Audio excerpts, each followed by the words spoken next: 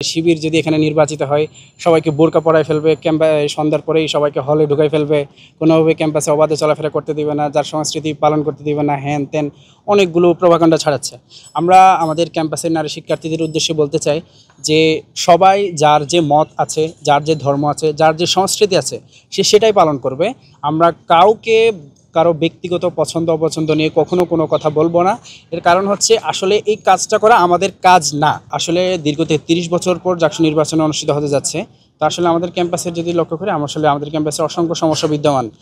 তার সেগুলোর যদি বলি, আসলে আমাদের সেশন জট থেকে শুরু করে শিক্ষক গবেষণা খাতে ঘাটতি, অভ্যন্তরীণ পরিবহন সমস্যা, হলের ডাইনিংগুলোতে ভর্তুকি কম, তারপর হচ্ছে স্বাস্থ্য খাতে হচ্ছে অনেক বড় ঘাটতি পরিলক্ষিত করা যায়, তারপর হচ্ছে ক্যাম্পাসে নিরাপত্তার কিছু বিষয় উঠে আসে।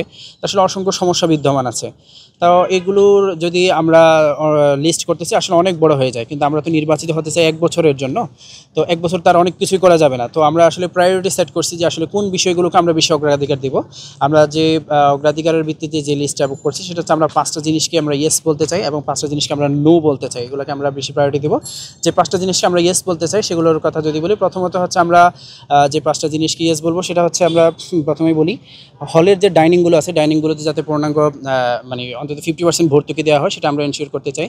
তার পাশাপাশি আমাদের ক্যাম্পাসে বর্তমানে যে অভ্যন্তরীণ পরিবহন একটা মারাত্মক আকার ধারণ করেছে, আমরা সেটাকে সমাধান করার একটা প্রতিশ্রুতি ব্যক্ত করছি। RICL TMX, যুগের পর যুগ স্থাপনা থাকে মজবুত।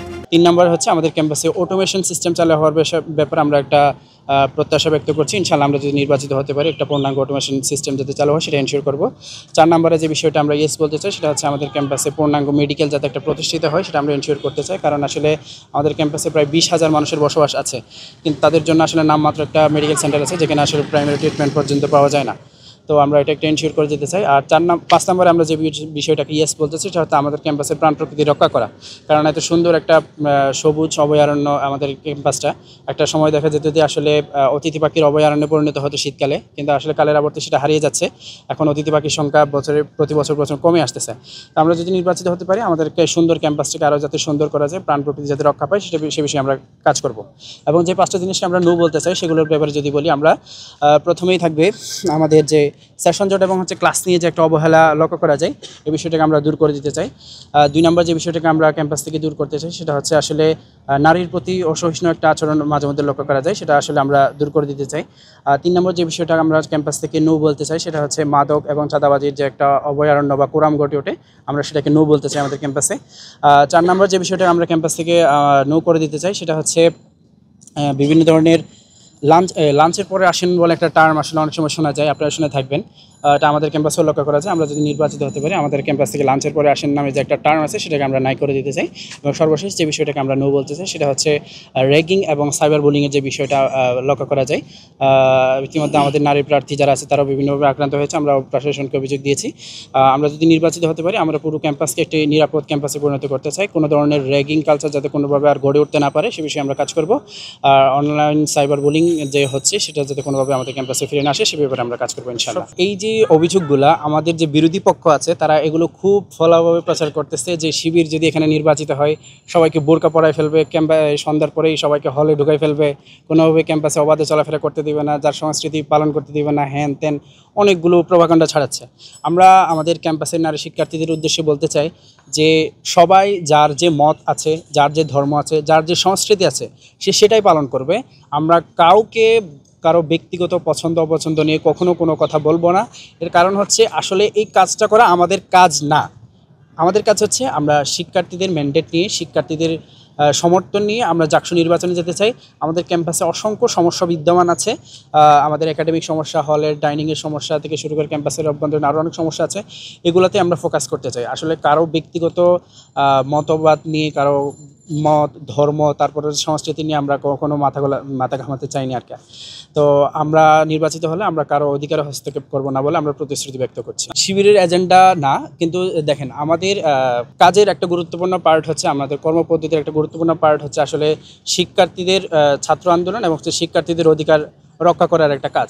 তো আসলে আমাদের যে সাংগঠনিক যে কাজটা, জাকসুর যে কাজ একই কাজ, সুতরাং এখানে আমাদের সাংগঠনিক কাজ কোনো চাপিয়ে দিব না। আমরা স্টুডেন্টদের অধিকার রক্ষার জন্য যে কাজগুলো করা লাগে আমরা বিশ্ববিদ্যালয় প্রশাসনের সাথে সহযোগিতা এই কাজগুলো স্টুডেন্টদের অধিকার রক্ষায় কাজ করব। কিছু কিছু জায়গায় আচরণবিধি লঙ্ঘন হচ্ছে, ইতিমধ্যে আমরা বিশ্ববিদ্যালয় প্রশাসনকে জানিয়েছি, কিন্তু কার্যত কোনো আইন মানে ব্যবস্থা নিতে আসলে বিশ্ববিদ্যালয় প্রশাসনকে দেখিনি। সেগুলো যদি উল্লেখ করি, সেটা হচ্ছে আমাদের নারী প্রার্থী যারা আছেন, আমার নারী প্রার্থী সহ আমরা অনেকেই হচ্ছে অনলাইন সাইবার বুলিংয়ের শিকার হচ্ছি। আমরা আমাদের বিশ্ববিদ্যালয় প্রশাসনকে লিখিত অভিযোগ দিয়েছি, কিন্তু এখন পর্যন্ত বিশ্ববিদ্যালয় প্রশাসন আসলে কোনো কার্যত ব্যবস্থা নেননি। তার পাশাপাশি অনেকগুলো দেখা যায় যে আসলে ক্যাম্পাসে 25 জনের বেশি বড় সমাবেশ করা নিষিদ্ধ ছিল, কিন্তু আসলে দেখি যে কিছু কিছু ছাত্র সংগঠন তারা 25 জনের বেশি বড় আয়োজন করতেছে, কিন্তু তার বিরুদ্ধেও আসলে বিশ্ববিদ্যালয় প্রশাসন কোনো ব্যবস্থা নেয়নি।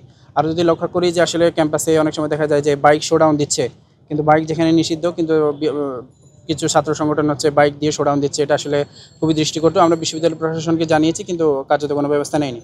তার পাশাপাশি আমাদের যে বিভিন্ন ধরনের যে লিফলেটগুলো লাগানোর জন্য নির্দিষ্ট বোর্ড দেওয়া হয়েছে, এটার ক্ষেত্রে একটা নির্দিষ্ট মাপ দেওয়া হয়েছিল যে এর বাইরে কোনোভাবেই যাওয়া যাবে না, কিন্তু আমরা লক্ষ্য করছি অধিকাংশ অনেকেই হচ্ছে একটার লিফলেটের জায়গায় 3টা-4টা করে লাগাচ্ছে, যার কারণ হচ্ছে আমরা অনেকেই লিফলেটগুলো পর্যন্ত লাগাতে পারছি না। এ বিষয়ে আসলে নির্বাচন কমিশনারের দৃষ্টি আকর্ষণ করেছিলাম, কিন্তু কার্যত আসলে কোনো ব্যবস্থা এখন পর্যন্ত নেয়নি।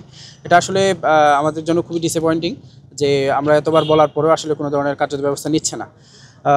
এরপরও আমরা বিশ্ববিদ্যালয় প্রশাসনকে বারবার জানাচ্ছি, দেখি এটার কারণে আসলে আমরা একটু শঙ্কিত আছে লেভেল প্লেইং ফিল্ডটা এনশিওর হচ্ছে কিনা। আমাদের ভিপি প্রার্থী একজনের বাতিল হয়েছে, কিন্তু যেটা আমরা আশা করছিলাম যে যার প্রার্থীতা বাতিল হয়েছে সেটা তো আসলে 29 তারিখের বা 28 তারিখের আগে হতে পারতো, আগে যাচাই বাছাই করতে। কিন্তু আসলে নির্বাচনের হুট করে 4 দিন আগে আসে এই বিষয়টা তোলা একটু আমাদের কাছে দৃষ্টিকটু মনে হয়েছে। কারণ যার প্রার্থীতা বাতিল সেটা আজকে যাচাই হয়েছে কেন, সেটা আরও আগে হতে পারতো। ঠিক আছে, তো এই ইস্যুটাকে কেন্দ্র করে অনেকে একটু ভাঙচাল বা করার ট্রাই করছে। এই বিষয়টা লক্ষ্য করেছে। নারী প্রার্থীগুলো দেওয়া হয়েছে, আমরা চেষ্টা করেছি আরও বেশি নেওয়ার, কিন্তু আসলে যে সংরক্ষিত নারী আসনগুলো আছে সেগুলোতে আমরা নারী প্রার্থী দিয়েছি।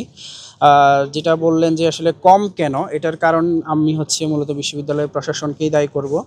কারণ হচ্ছে দেখেন, আমরা লক্ষ্য করেছি যে আপনারা নিশ্চয়ই লক্ষ্য করেছেন যে জুলাই আগস্ট যে আন্দোলন হয়েছে, সেই আন্দোলনে আমাদের ক্যাম্পাসের নারী শিক্ষার্থীরা আমাদের সাথে কাঁধে কাঁধ মিলিয়ে আন্দোলন করেছে।